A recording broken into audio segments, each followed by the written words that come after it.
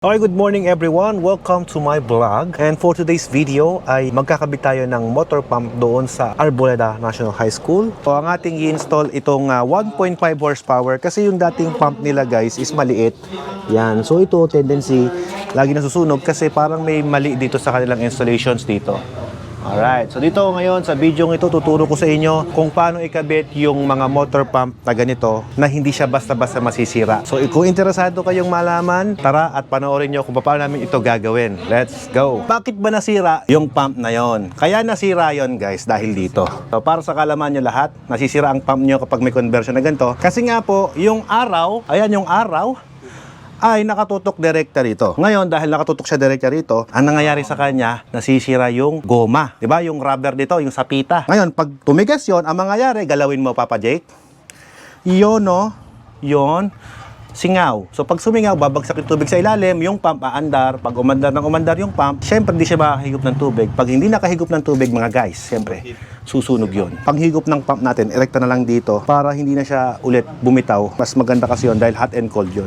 Alright. Itong ginawa natin ay from water source, may check valve, nipple na size 1, T, at pagkatapos, naglagay kami ng priming valve dito. So, ito pag binuksan mo, hahanginin yan. Pero pag hinangin yan, dito ka magpa-prime para hindi mo na binabaklas to. So, may valve at priming. So, may tubig pa yan, primer.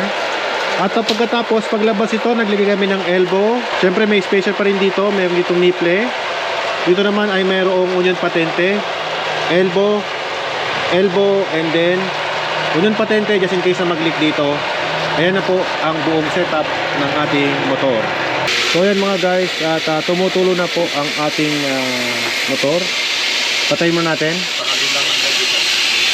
Yan. So subukan natin kung mamamatay siya ng kusa. Subukan natin kung mamamatay ng kusa. Yun, namatay ng kusa. So walang singaw. yun mga guys, ibig sabihin perfectly and walang singaw. So subukan natin paandarin at tignan natin kung gaano siya kalakas mga sir. Yun o. Lakas niya guys oh. I-pull natin, i-pull. Oh, lakas oh. Yay! Hey! Yan yung dati niyang pump. Sunog. Lagi daw nasisira yan mga guys. So ito na, for the views. Kung gaano siya kalakas. Here we go! Woo! Naku po, parang bumbero. Yan ang Watermax sa kalam. Woo! Pandilig ng halaman. Kaya niyang sumirit up to 40 feet. Wow. Hanggang 50 feet. Ganon siya kalakas. This is a 3,000 liters of water. Super lakas niya. Guys, napakalaki ng tangke kaya nagmumukha lang siyang maliit. But actually, sobrang lakas niya tumulong. Ayan, oh. Right. Again, this is Kuya Alfred Maximo, ang inyong pambansang tubig. Nagsasabing, be blessed and be a blessing to everyone. Goodbye.